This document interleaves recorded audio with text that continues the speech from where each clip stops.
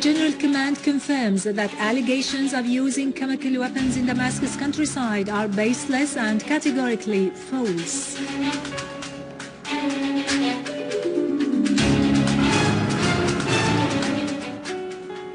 Our army eliminates large numbers of terrorists and destroys their dens in several areas in Damascus countryside.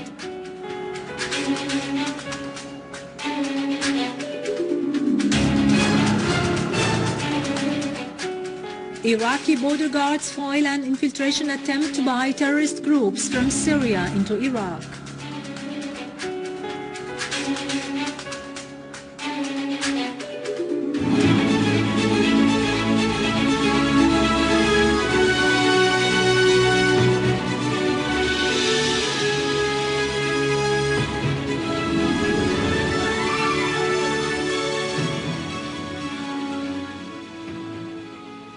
Good afternoon, ladies and gentlemen, and welcome to our news for today. A statement issued by the General Command of the Army and Armed Forces has affirmed that the allegations of the satellite channels that are involved in shedding Syrian blood about the use of chemical weapons in Damascus suburbs are absolutely baseless. The statement said such allegations are part of the dirty media war waged by certain countries against Syria, affirming the armed forces' resolve to perform their national task in confronting terrorism wherever it may be on the soil of the Syrian Arab Republic, in implementation of their duty to protect the homeland and citizens. The Army General Command's statement added that the allegations of those terrorist groups and the channels supporting them about the use by the Syrian Arab Army of chemical weapons are but a desperate attempt to cover up their defeats on the ground. They reflect the historical situation and collapse such groups and those who stand behind them are suffering from. The Army's General Command concluded its statement affirming its determination to perform its constitutional duties in ridding the homeland of the armed terrorist groups, calling on those who carry arms against the state to turn themselves in order to settle the situation before it is too late. حول استخدام الجيش العربي السوري لأسلحة كيماوية.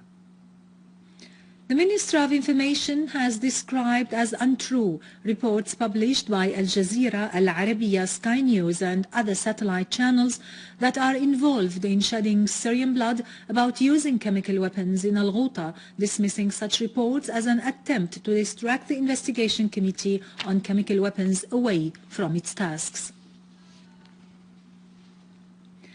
Our armed forces today destroyed terrorist hideouts in a number of villages and towns in Damascus suburbs, killing and wounding a large number of them. An official source said the army killed members of terrorist groups and destroyed their hideouts in Jobar, Arbin and Zamilka. Several terrorists were killed or wounded in Dariyah and Al-Mu'addamiyah.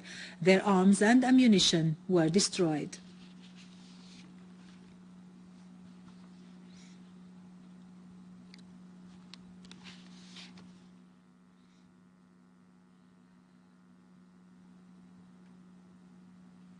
A number of citizens were injured, including children, this morning as a result of a terrorist attack by mortar shells on Al-Mu'addamiyah in Damascus suburbs.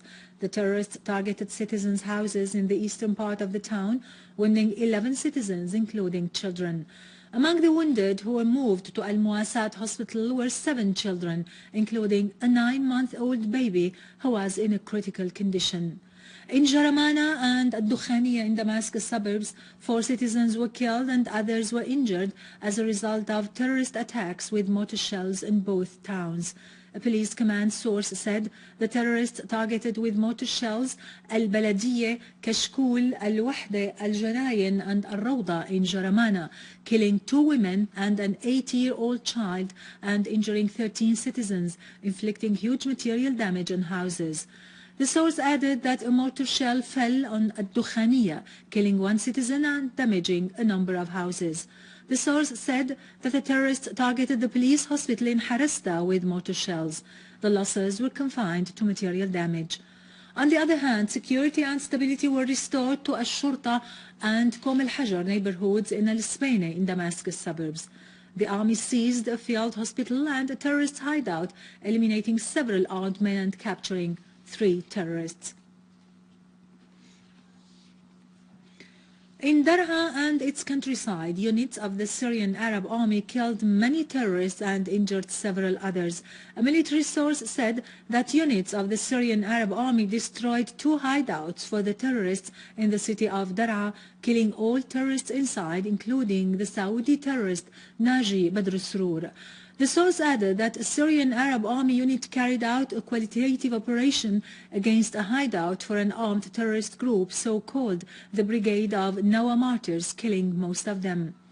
Another unit destroyed many weapons and ammunition and a gathering for the terrorists, killing many of them in the town of Al-Ahrak. Meanwhile, a unit of the valiant Syrian Arab Army foiled an attempt by the terrorists to detonate 6 explosive devices in the town of Kafr Nasir.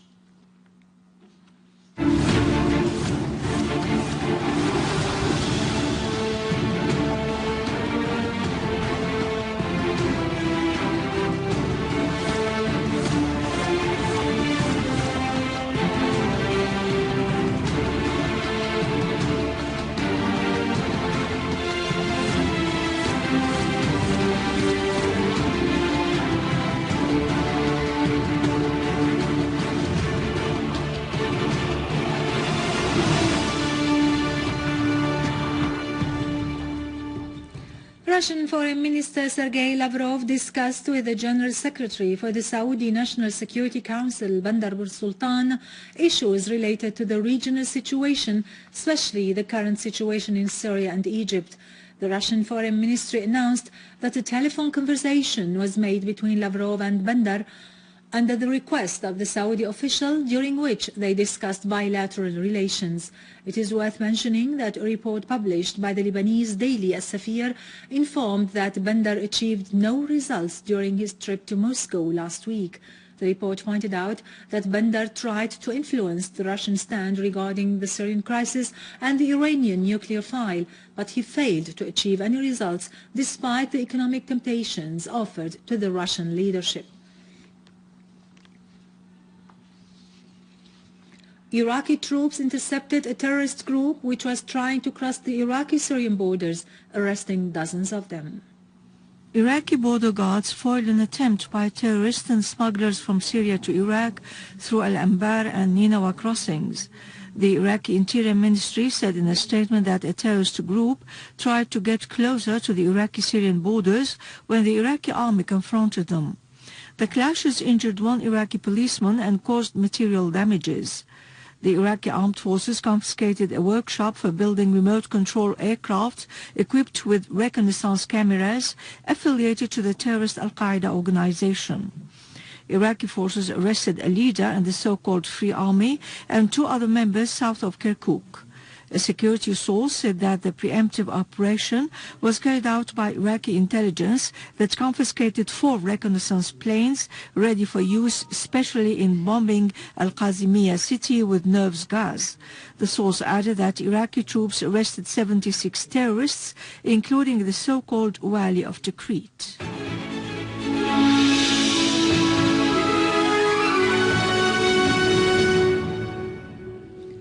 Egypt's interim Prime Minister Hazem al-Biblawi stressed that Egypt could survive if the U.S. suspended its annual military aid to his country. He pointed out that in case Washington took such a move to stop U.S. weapons deliveries to Egypt, this will be a bad sign and will badly affect the military for some time. He added that Egypt went with the Russian military for support and survived, so there is no end to life as one can cope with different circumstances. In Egypt, 1 policeman and 1 soldier were wounded when gunmen attacked a police center on the highway leading to Port Said Governorate. Meanwhile, Egyptian security authorities arrested 5 leaders of the Muslim Brotherhood, accusing them of instigating violence. The Egyptian authorities also arrested Safwat Hijazi, who is affiliated with the Muslim Brotherhood. He will be detained on charges of instigation and committing acts of violence. In Turkey, Erdogan's forces arrested a number of travelers in Istanbul for organizing demonstrations calling to arrest Erdogan and to put him for trial because of his crimes and violations of human rights. The Turkish TV channel Hürriyet reported that the demonstrating travelers were subjected to various kinds of repression by the forces of Erdogan.